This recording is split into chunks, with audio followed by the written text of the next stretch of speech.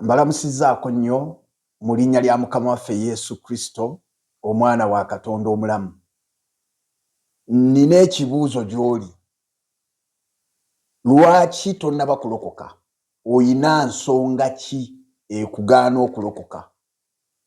Abantu bonna be njogedde nabo, ensonga ze bampa si ntuufu. Beekwasa bwekwasa. Wuliriza ensonga. Nandibadde ndokoka, naye abasumba bammwe bakozi ba ssente, obulokole bizinensi.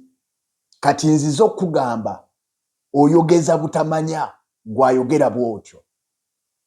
Nali munnaddiini okumala emyaka, eddiini nga njagala, naye sirabangayo bakozi ba ssente kwenkana bannaddiini. Kati wuliriza bulungi. Mu ddiini muwaayo, buli ddiini ewaayo. Muwaayo zakatuli fitiri, muwaayo ebirabo mu makanisa, muwaayo mwenna, tewali atawaayo. Naye wuliriza, bw'ofiirwa nga omuntu waafudde, oba gwe ng'ofudde, omukulembeze w'eddiini yammwe okujja akulembere saaviisi ku mufu, abasaba amafuta. Kituufu oba si kituufu? Kituufu oba si kituufu? Musumba ki ow'abalokole? Musumba ki ow'abalokole nga mwali mufiiriddwako, ne bw'aba ng'afudde si memba wa kkanisa ye, ne mugenda gy'ali nga mwagala gy'akole saaviisi n'abasaba ssente z'amafuta? Musumba ki? Ekyo kimu. Kati mbuuza, ku bali abasaba ssente z'amafuta bajje bakole saaviisi ku muntu bulijjo awaayo mu kkanisa, ne bano abajja nga tebasabye transport, ani mukozi wa ssente? Ekyo kimu. Ekyokubiri, ku mufu kwennyini musolooza ssente. Nze nawangayo ssente ezo nga ndowooza nti ssente ezo zigenda kuyamba bamulekwa. Muwaayo ssente ne bayisa akabbo. Naye olunaku lumu nali ku mufu, Katonda yannyambako olwo nali ndiraanye bano bennyini ababuulira. Omusajja bwe yajja, obubbo bwe bwatambula ne bukomawo wano, nze nali manyi bagenda kubukuŋŋaanya bamale bulijjo nga nduuza nti babukuŋŋaanya ne babuwa bamulekwa. Omusajja yateeka ssente mu kiveera kya green nga ndaba, n'amala n'akizingako n'akikuba ensawo, n'asituka n'agenda. Kati mmwe abatali bakozi ba ssente ne mutuuka okusolooza ekiweebwayo ku mufu, naye ng'ate baabawadde n'amafuta. Musumba ki ow'abalokole eyali asabye ssente ku mufu n'asolooza ssente n'azitwala? Ebyo bibuuzo bibiri njagala munziremu. Ekibuuzo ekyokusatu, ensonga ey'okubiri gye mwekwasa.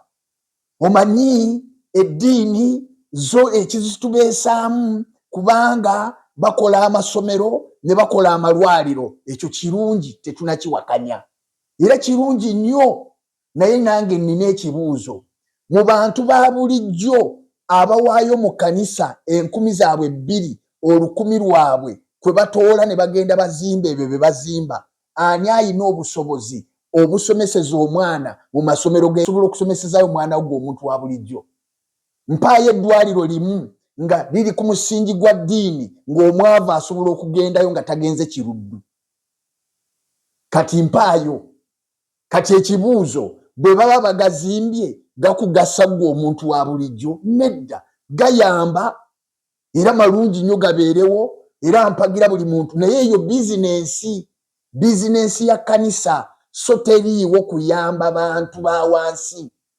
Y'ensonga lwaki gwe tosobola kutwalayo mulwaddewo era ogenda kusimba layini y'emu naffe abatakuŋŋaanira mu kkanisa yammwe oba mu muzikiti gwammwe. Ekitegeeza nti okuzimba amalwaliro kirungi, okuzimba amasomero kirungi, naye tekisobola kulemesa kulokoka ng'ogamba nti nemeddeyo kubanga tulina amasomero, ng'ate gwe tolina busobozi bugasomesezaamu, tolina busobozi bujjanjabirayo. Eyo si nsonga ekulemesa kulokoka. Njagalayo ensonga ey'essimba. Lwaki tonnaba kulokoka? lwaki tonakkiriza Kristo okuba omulokozi w'obulamu bwo? Wiiki eno njagala twogere ku nsonga eyo. Leeta ensonga yo ekyakulemesezza okulokoka nzije nginnyonnyole. Lwaki tonnaba kulokoka? Ng'ate naawe okimanyi bulungi ekyaleeta Yesu kulokola bantu. Lwaki tonnalokoka? Kiri eky'essente okitegedde nti bakusolooza ne bakusolooza ng'ofudde. Ekyamalwaliro okitegedde nti bagazimba kirungi okugazimba. Naye ate ga bizinensi. Ga bizinensi. Era amalwaliro ago agali ku misingi egyo tosobola kugendayo gwe abamu togenda nayo. Ne bw'ogenda ssente ze bakuggyako nnyingi. Ekitegeeza nti eyo bizinensi ya kkanisa, bizinensi ya muzikiti, bizinensi ya ddiini. Mbuuza ggwe ng'omuntu kiki ekikulemesa okulokoka? Ekyo kye njagala twogereko. Mpa ensonga yo lwaki tonakkiriza Kristo okubeera omulokozi w'obulamu bwo.